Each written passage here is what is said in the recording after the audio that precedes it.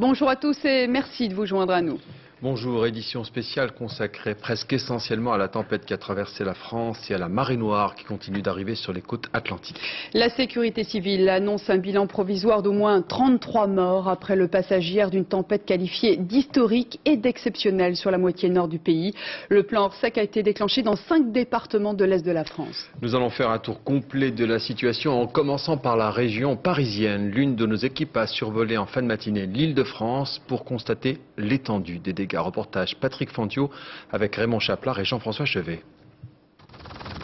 Au cirque, le spectacle allait débuter dans quelques jours.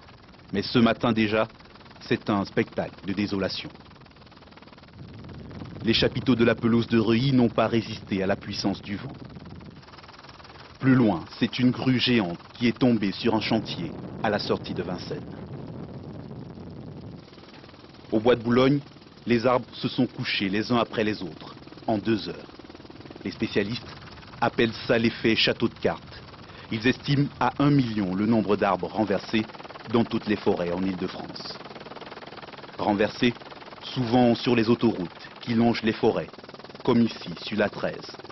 Sur le tronçon Orgeval-Rocancourt, plus de 200 arbres jonchent la chaussée. L'autoroute est fermée dans les 2 sens. Depuis hier soir, à la tronçonneuse, les pompiers dégagent les voies. Ce matin, ils ont dû faire appel à la gendarmerie. 3 blindés sont arrivés en renfort. On est en train de procéder aux opérations de balayage.